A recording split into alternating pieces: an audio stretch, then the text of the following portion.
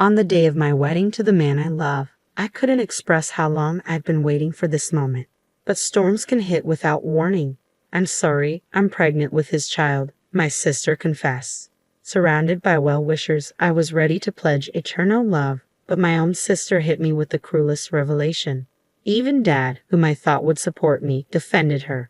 Why did this happen? What had I ever done? As I was drowning in despair, things took a turn I could have never anticipated. My name is Riley, 26 years old, and I work at a foreign company as an ordinary employee. My life had been pretty mundane until now. 2 years ago, I met my destiny, Thomas, 28 years old. We met at a client's company and are currently engaged. Thomas made the first move, and after a year and a half, he recently proposed. Thomas isn't just great at his job, he's also well respected. I was so proud to have Thomas as my fiancé. Today, I brought Thomas home for a family meeting. I hadn't been home for a few months, and Mom and Lily greeted us warmly. "Riley, it's been a while. To think you'd come to announce your wedding," Mom said, quite surprised. "Sorry about that. Work has been hectic." "It's okay. Alexander is waiting inside." "Thanks. Oh, where's Mary?" "She's here, in her room." Honestly, I didn't want to see Mary. The truth is, I've never really liked her. Mary is my older sister, and even at 30, she doesn't work. Mary has always been beautiful and treated others very well. Because of this, people always said she was adorable and such a good girl. As a result, she grew into an uncontrollable troublemaker. But the frustrating thing is Mary's true nature only comes out around me. In front of our parents and relatives, she plays the role of a perfect little angel. My feelings towards Mary started to sour before I even entered elementary school. Even before that, as a child, I had my grievances with her. One incident that stands out is my 5th birthday. On that day, my parents gave me the rabbit plushie I had wanted for so long. But right after, Mary burst into tears out of the blue. I wanted that plushie too. "But Mary, didn't you say you didn't like bunnies?" "I do like them. You copied me, Riley. It's so unfair." "No, that's not true. I've always loved bunnies." "Liar. Riley, do you hate Mary that much?" Mary sobbed uncontrollably, making the atmosphere tense. What made things even more complicated was that Dad, Alexander, doted on Mary excessively. Whenever Mary and I had a falling out, Dad always sided with her. Of course, this time was no different. Dad forcefully took the rabbit plushie I was holding and handed it to Mary. "Dad, that's the one I just got. Listen, Riley, you're the younger sister. Mary comes first, so give it to her. But I've wanted that bunny for so long.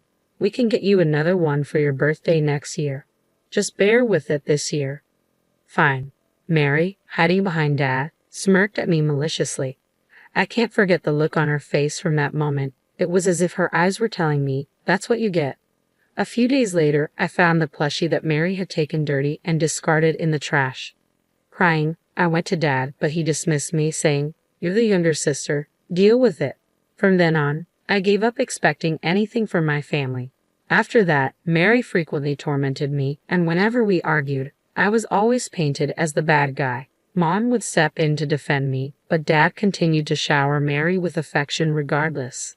Because of Dad's incessant spoiling, Mary never held down a job and still lived a carefree life at our parents' house. She would take on part-time jobs briefly, only to quit soon after, and whenever she needed money, she'd beg Dad. Each time, without reprimanding her, he'd give her an allowance. Mom grew tired of Dad's behavior and stopped intervening. Because of our past, I despised Mary and didn't want to see her. The mere thought of her causing another scene filled me with dread. Despite my anxiety, I headed to the living room with Thomas, but only Dad was sitting on the couch. Mom prepared some coffee, and the conversation shifted from casual chit-chat to talk of the wedding.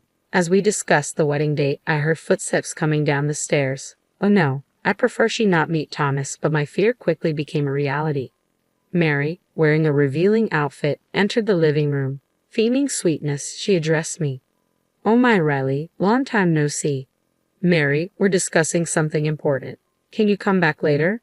"What's going on? Am I being excluded from some secret conversation?" "It's just about the wedding." "The wedding? So the guy over there is your fiancé?" Mary approached Thomas, saying sweetly, "I'm Riley's sister," with a warm smile. Thomas seemed somewhat charmed by her. Biting back my urge to shout, I stood up and left the living room to suppress my anger. I headed to the bathroom. Why does it always have to be like this? Mary's always in my way, and Thomas better not be falling for her. I took a few deep breaths to calm myself before returning to the living room. I found Mary and Thomas deep in conversation, laughing together. Witnessing that scene, the anger I'd been suppressing surged instantly. I gathered my things and called out to Thomas. Thomas, we're done here. Let's go home. Huh? Are we leaving already? What about the wedding plans? I'll contact Mom about it later. Can we just leave now? All right, Alexander, Lily, Mary, it was nice seeing you all. As we tried to exit the living room, Mary ran up to Thomas. Come back soon, she said, flashing a big smile. It irritated me. I had told Thomas about Mary before, yet seeing him so taken with her made me feel anger again. On our way home, I approached the topic with Thomas, trying to dispel my anger and anxiety. Thomas, you remember what I told you about Mary, right? Yeah, I do, but based on her chat today, she seems nice. That's the thing, she's like that with everyone but me. Please don't be so easily fooled. Hey, I'm not easily swayed. The one I love is you, Riley. I wouldn't fall for any temptations. I trust you. Yet, recalling Thomas's expression around Mary earlier, I still felt unease. I think we should avoid visiting my family home as much as possible after we're married. After that, we didn't discuss Mary and simply enjoyed our time together. Our wedding preparations were well underway, and I was too busy to dwell on anything else. Then the big day arrived. My wedding dress, which I had tried on many times and finally chosen, was perfect. My makeup was slightly bolder than usual, and I wore a subtle tiara. The once-in-a-lifetime event, the day I'd long dreamed of, came faster than I thought. Thomas looked tense, of course. I felt the same nerves, but more than that, I was overwhelmed with joy that we were finally becoming husband and wife. After the ceremony, as a whirlwind of emotions engulfed me, we transitioned to the reception venue. Once the groom finished his speech and the meal began, suddenly Mary, seated at the family table, broke down crying loudly. Everyone's attention was on her. When Dad asked what was wrong, Mary dropped a bombshell. I have something to apologize to Riley for. Apologize? What are you talking about, Mary? I asked. Riley, I'm so sorry. I'm pregnant with Thomas's child. What? I couldn't process this unexpected revelation. Mary's words echoed in my mind. Pregnant with Thomas's child. I cautiously looked over at Thomas, seated next to me. His face was pale, and he was sweating, looking down. In that moment, it hit me. What Mary was saying was true. Suddenly, my vision blurred, and I couldn't control my body. Then everything went black. I don't know how much time had passed when I came to lying on a sofa in the venue's waiting room. There was a slight headache. Then Mom approached, handing me a bottle of water. Riley, thank goodness you're awake. Mom, what happened? That must have been tough, to suddenly face such a situation. Yeah, I replied, still in shock. With Mom's words, the reality that Mary wasn't lying about her pregnancy hit me. It seemed like Mary had managed to take something precious from me again. Oddly, despite everything, I felt a strange sense of detachment, as if I were watching someone else's life fall apart. I didn't feel anger, just a deep emptiness. Before I knew it, tears began to flow, and overwhelming frustration consumed me. Mom hugged me tightly, trying to console me. Riley, it's okay. It's going to be okay. All right. Don't cry. Mom, just rest for now. We'll talk about everything properly later. For the next few days, I stayed somewhere else with Mom. The thought of returning to the family home with Mary or the apartment I shared with Thomas was unbearable. A few days later, I started to feel better, and my emotions began to stabilize. Upon telling this to Mom, she decided it was time to sit down and talk with Mary and Thomas at our family home. Seeing Thomas after such a long time, he looked worn out and pale. In contrast, Mary seemed smug and triumphant. I decided to first ask Thomas about his feelings. So, what's the plan now? Well, that is, it's quite something getting your fiancé's sister pregnant. I'm too stunned to even blame you. I'm sorry, but I love Mary. I can't marry you, Riley. I knew this was coming, but hearing Thomas's decision still stung. Sensing my emotions, Mary had a mocking grin on her face. Trying to hold back my irritation, I confronted her. What do you want, Mary? Well, isn't it obvious?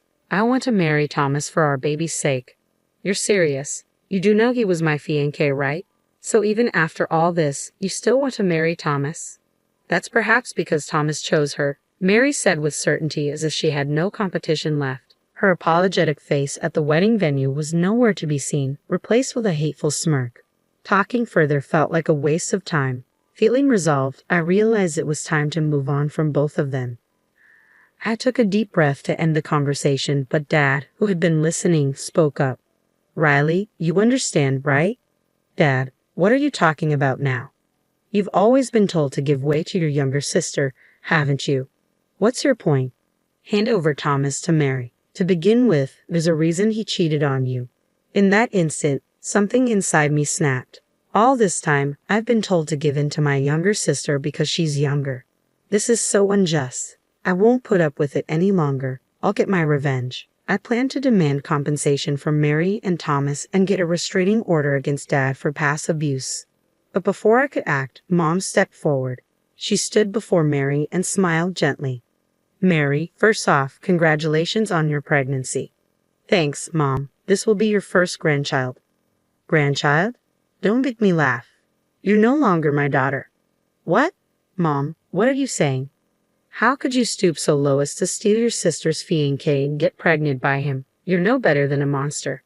Hearing the stern tone from Mom, a side she'd never seen before, Mary shrank back in fear. Dad, concerned about Mary, stepped in to intervene.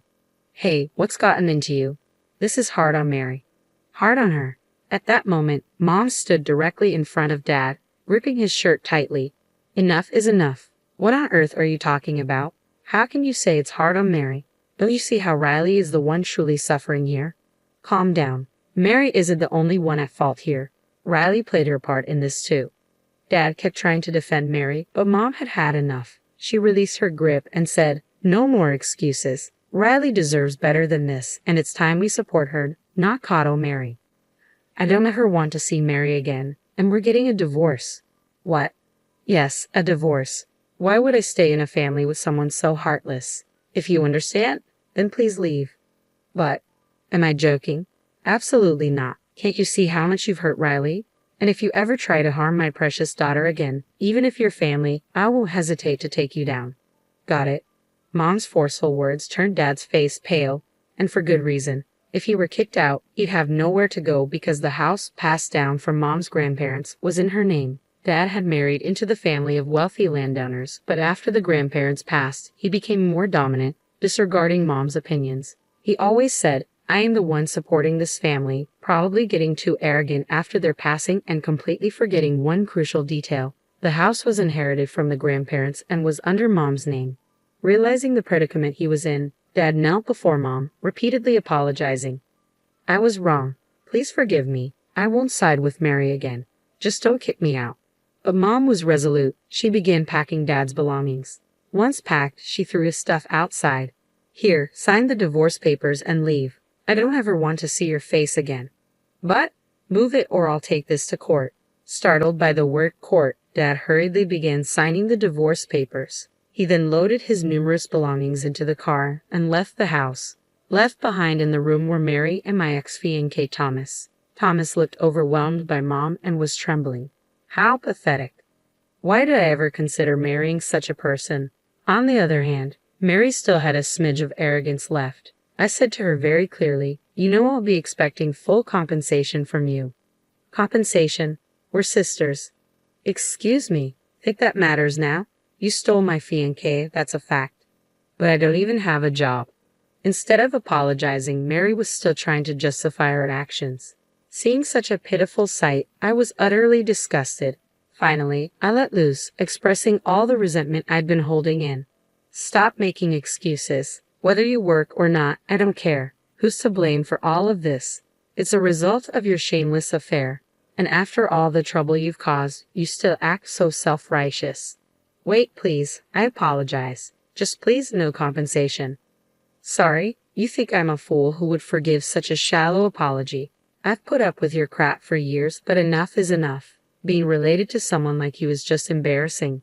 Got it? I won't show any mercy, no matter how much you cry or beg. I'll come after you with everything I've got. Mary broke down, begging and pleading, but forgiveness wasn't an option. Like Dad, Mom packed up Mary's stuff and threw it outside. When Mary and Thomas were reluctant to leave, Mom and I forcibly evicted them. After that, Mom and Dad divorced. My engagement with Thomas was called off. I hired a lawyer and demanded compensation from Mary and Thomas. For Thomas, I required that he cover all the wedding expenses.